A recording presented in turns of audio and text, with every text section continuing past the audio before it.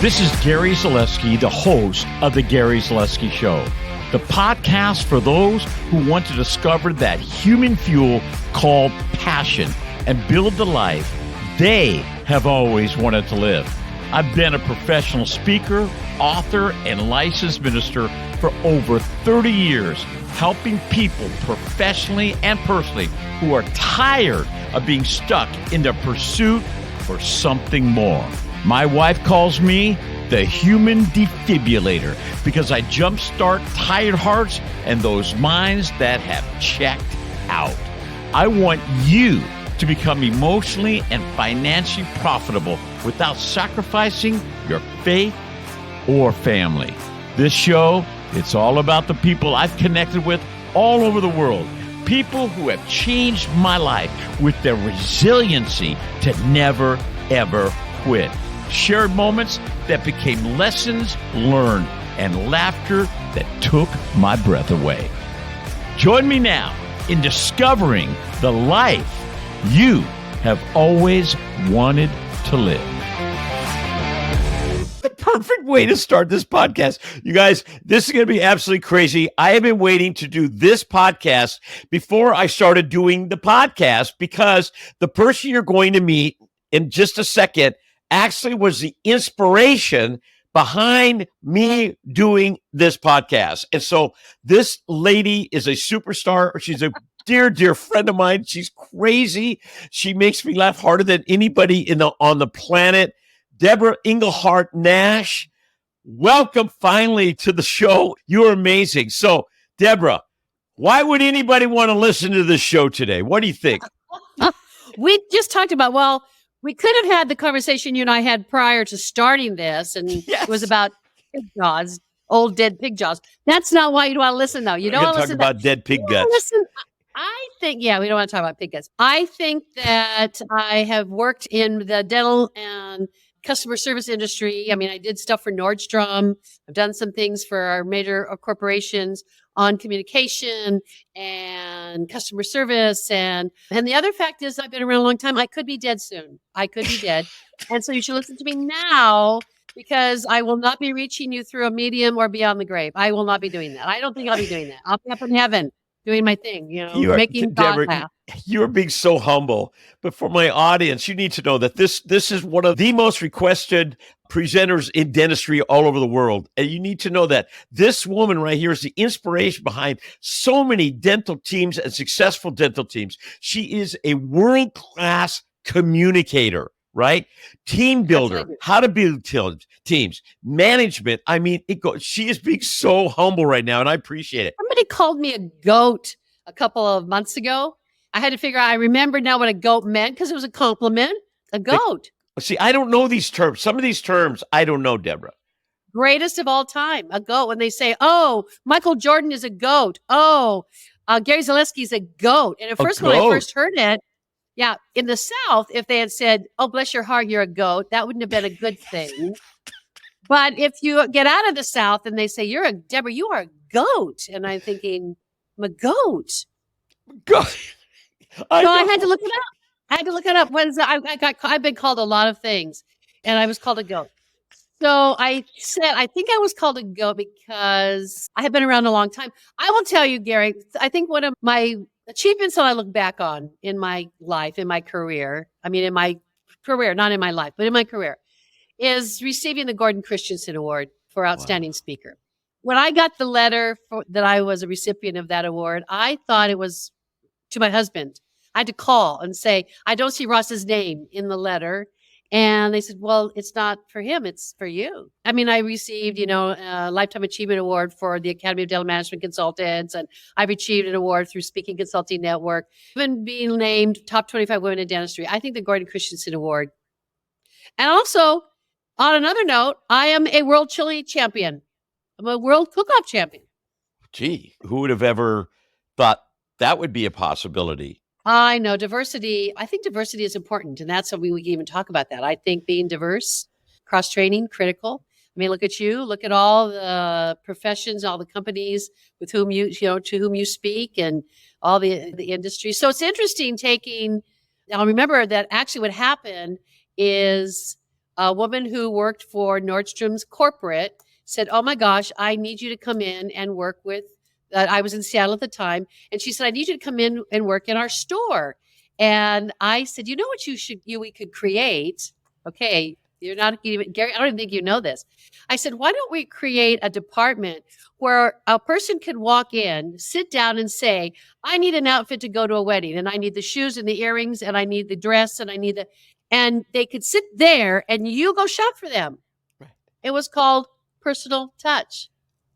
Ooh, there you go. Debra, here's the thing. It's fun to hear the accolades, and you've been given so many, and yet the accolade that I would give you is that you remember my birthday every year and you send me a card, you send me a special gift.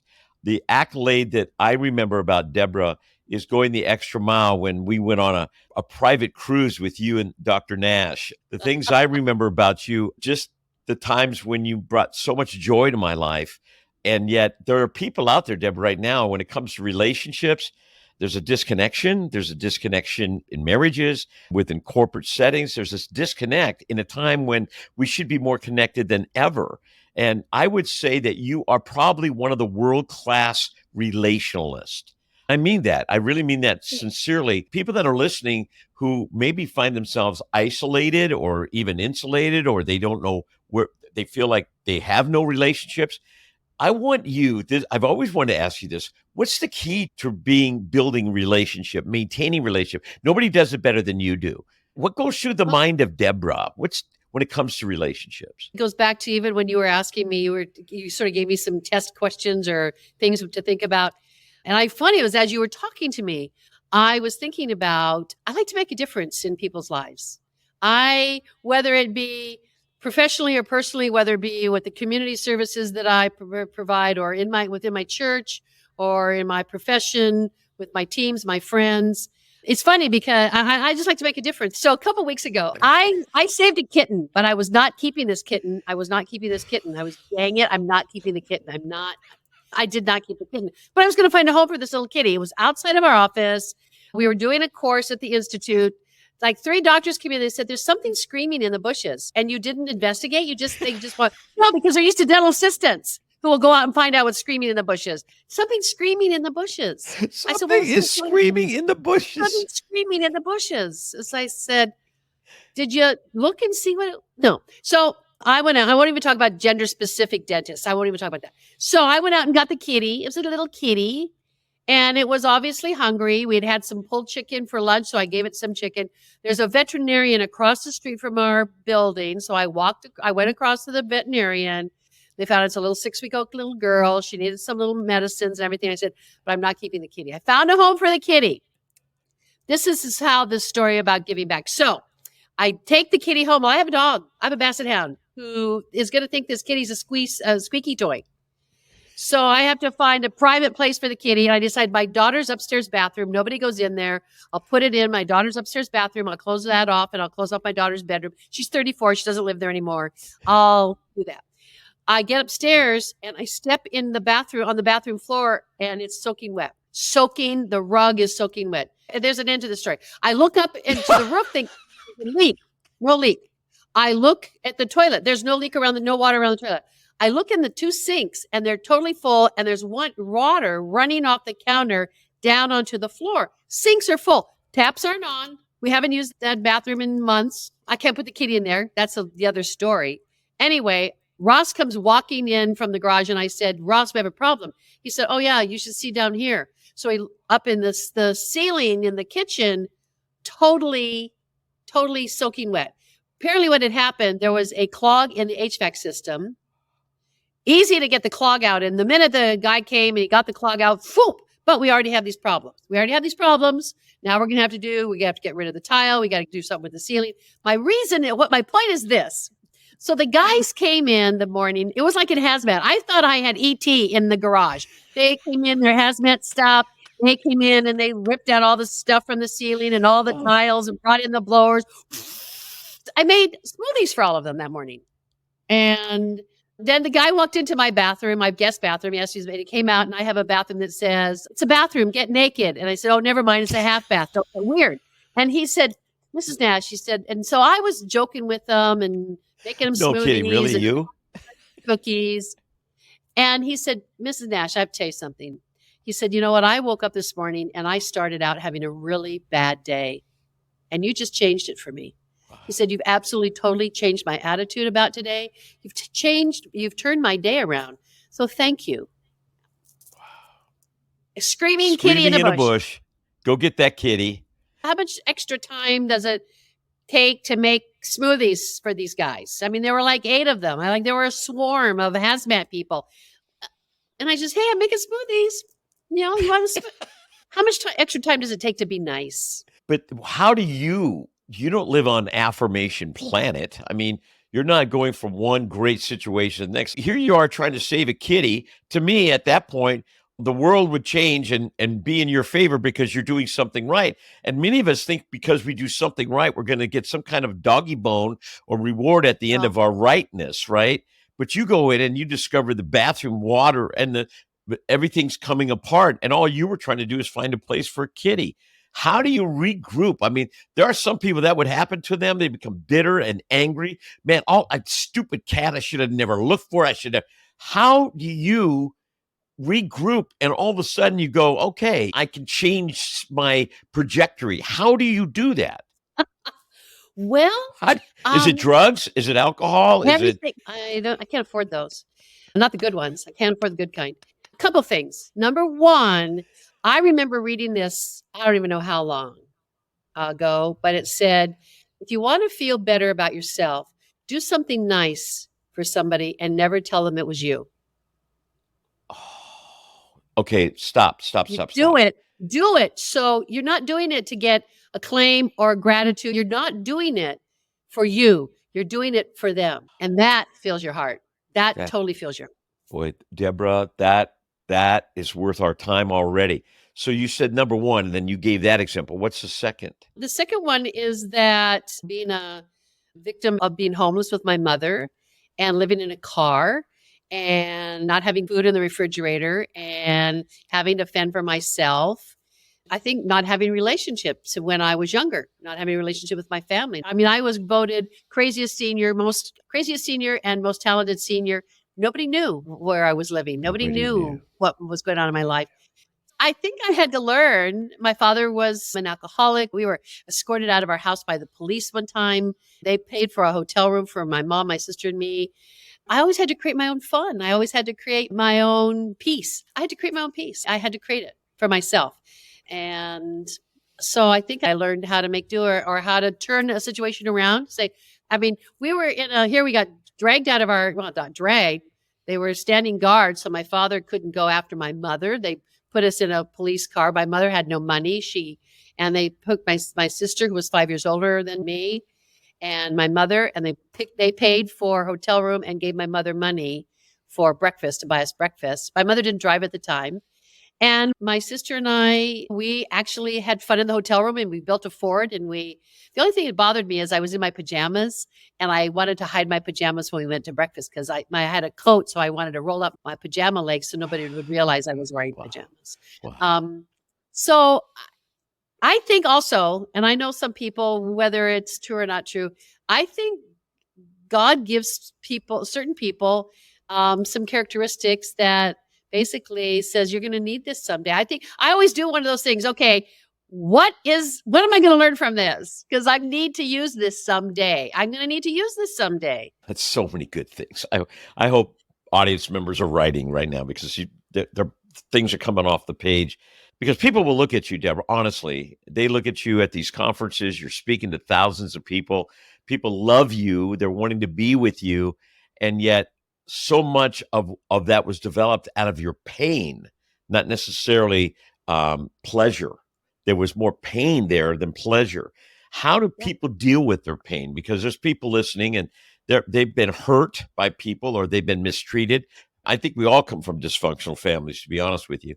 And if we don't believe that, we're somewhat delusional. How do we take our pain? Oh, this is going to sound so cliche. How do we take the pain in our lives and make it usable and make it the kind of stuff that actually can fuel us to go further in our lives? How do you do that? Well, a couple things. First of all, as we were talking about this, I think the heart was designed to heal.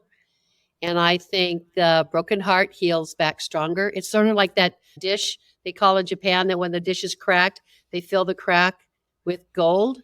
So I think that when the heart heals, it heals back stronger. One of the things I say to my husband, we've been through a lot together, whether it be health reasons or financial reasons. And I always say to him, and I think this is true about healing, find somebody who doubles your joy and divides your grief. And my husband does that for me. Oh, okay. Yeah. I don't want to leave this portion. I do not want to leave this. Say that again. Say that again.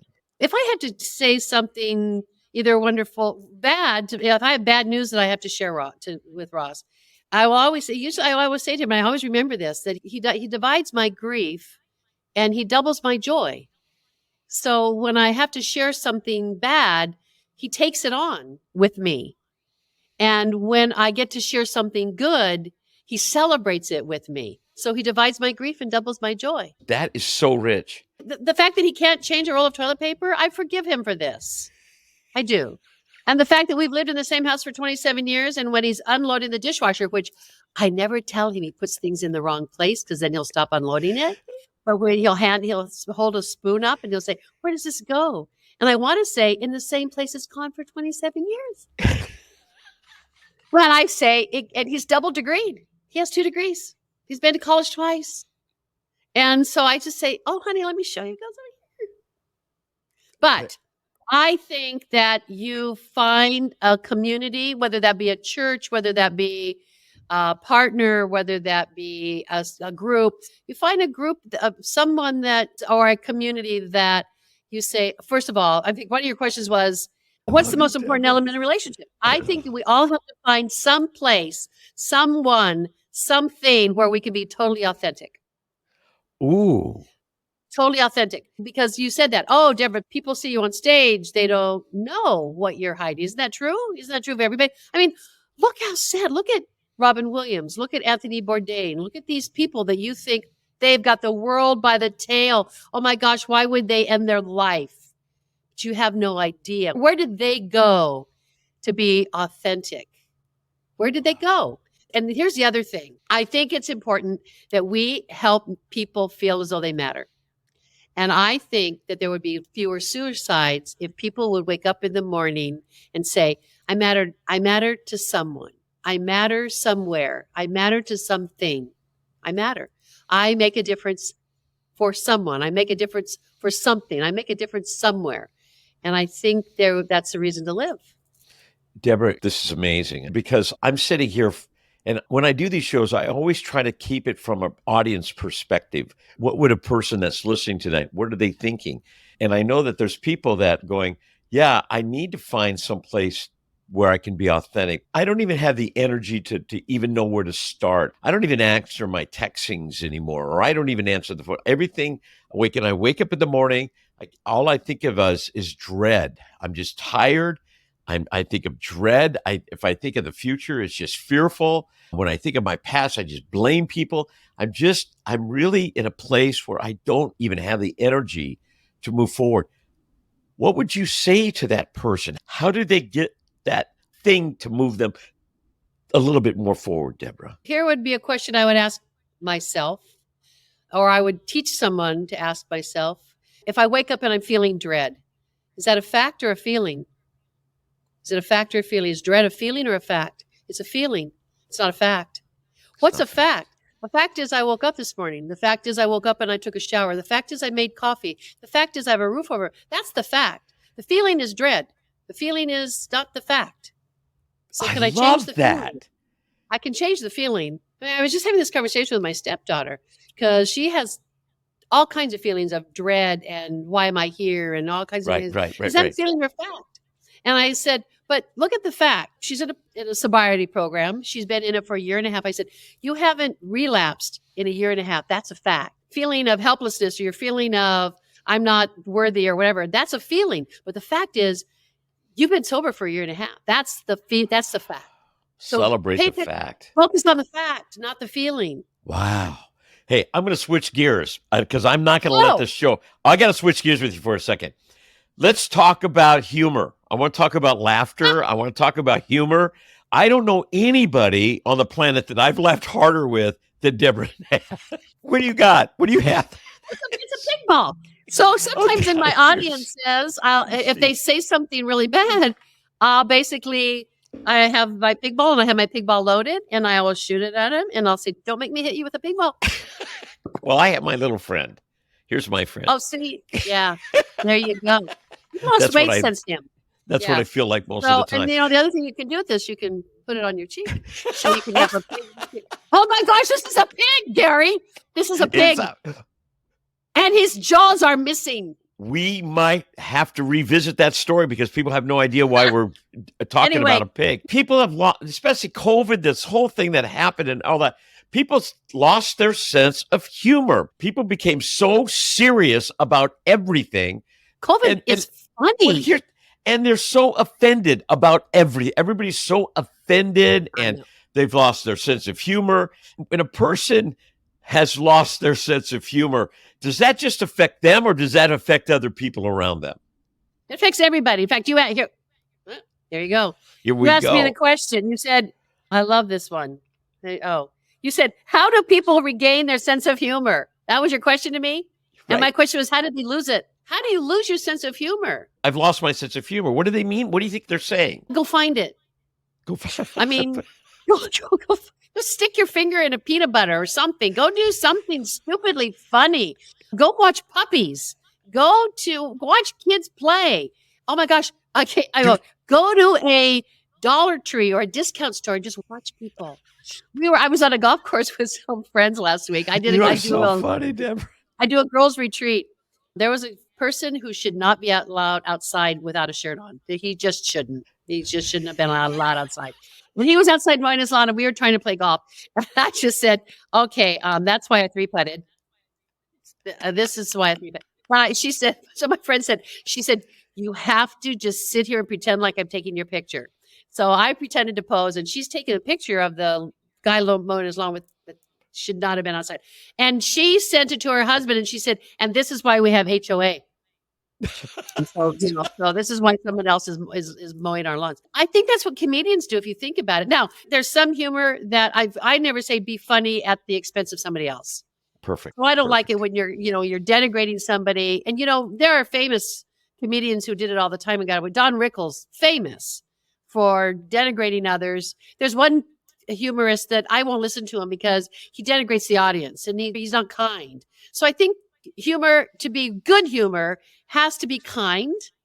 It has to be relatable. You can even buy hot pads now and oven mitts that have some funny saying on it. So I think the world recognizes that we need to learn to be funny again. It seems like the people that are so serious or have lost their sense of humor is because they get so close to their problem that they're so close to the issue and the problem, they can't step back far enough to see the humor. What my experience has been, and here I'm going to be incongruent with myself, is they're judging others. Last night we were in a restaurant and a woman, she was wearing a little dress and she had obviously used the restroom and she tucked her little dress. When she pulled her pants up, her dress got tucked into her pants.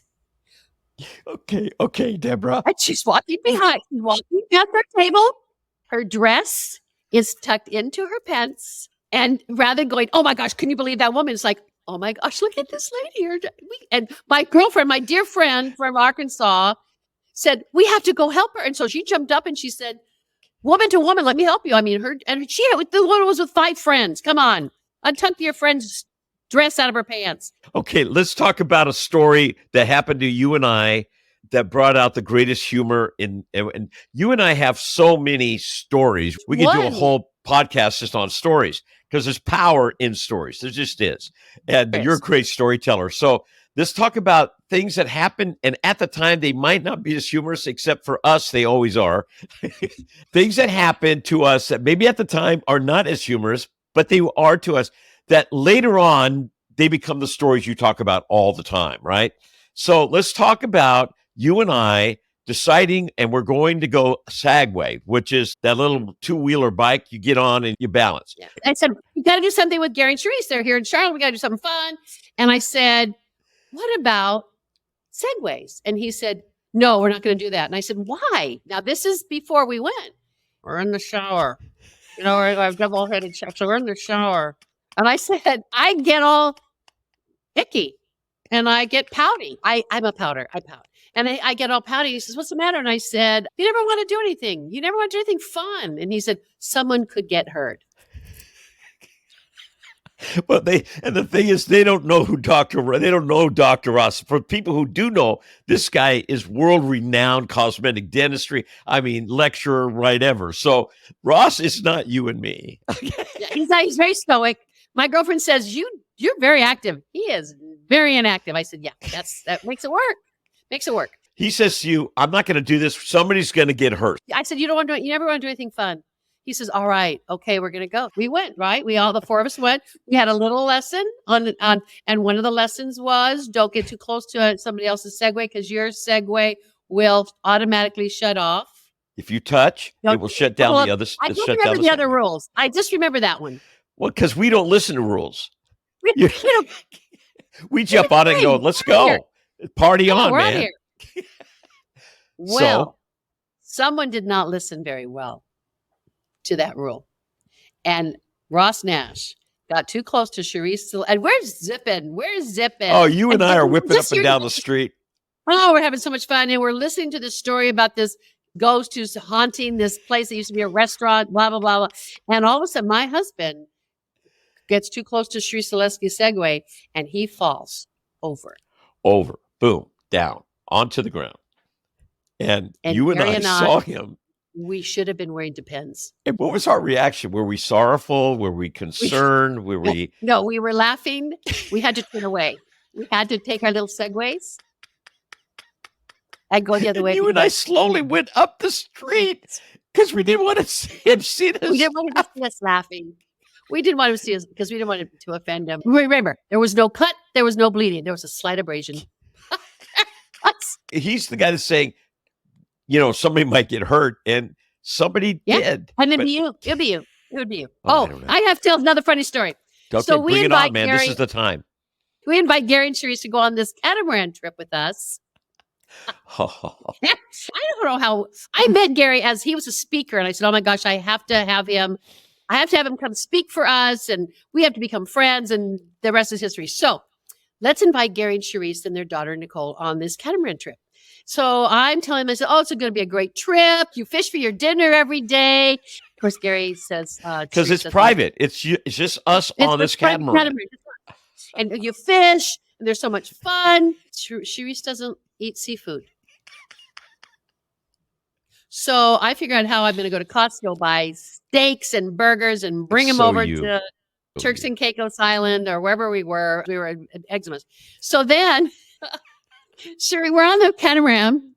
It's beautiful. And we're having fun. And Gary is up blowing the conch shell and he's saying, hey, my people. And Sharice says, and sweet Sharice, where do we go shopping? Yeah, because we're in the middle of nowhere. We're nowhere. We're not going to major islands here. There's no outlet malls. There's no magnet stores. There's no souvenir shop. Nothing. The captain says, oh, there is a mercantile hardware store, a merchant marine hardware store at the next island. So we were thinking we're buying motor oil. We're buying oil. And so Gary says, motor oil and fish hooks. Oil and fish hooks and stuff for your boat. Gary says, can we just lay out our clothes on the deck and pretend, and she can pretend to shop?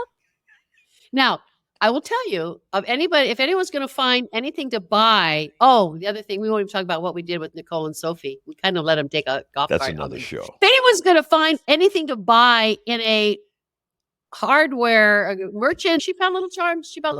She had to buy something. I think the moral of that story is that if you feel like you got a lemon, make some lemonade, man. I mean, get creative. Well, once again, she could have been snarky the whole time about fish. She could have been snarky, but there was no shopping. We all laughed our heads off about that. That was hilarious. Debra. The other thing I have to say is it's probably one of the first times I saw you really be solemn and serious and soulful on the deck. We are all built of many, many parts. So funny people can be spiritual people, and spiritual people can be funny people, and we're built of many parts. Give people a chance. I want to ask, I don't ask this for everybody, but would you be willing to come back on our show again and talk about, we're getting close, but here's the thing, because you have a whole management team building piece that we didn't even get into today. You travel around the world speaking to teams. I'd love to dedicate a show just to that, but I wanted this first show, I wanted them to get to know the Debra that I love, and we've done it well. Well, I was going to say, one of the things we've been talking about, and a lot of the stories we tell is about having fun. And when you talk about team building and you talk about dental team, any team, you've got to find fun. You've got to find fun, especially now when they talk about retention and they talk about team, staff shortages. Here's what I always say. I would hate, and I always tell my clients this, and I tell my audiences this, a couple things. Number one, I tell my audiences and my clients, I would hate to get up every morning going to a job that I hate. I just don't do it. Don't get up every morning. Life's way too short. You and I know that. We both have had health scares. Life's too short to get up every morning and go to a job that you hate. Number two, my friends always ask me, when are you going to stop doing this? Because they want me to have more time to play with them.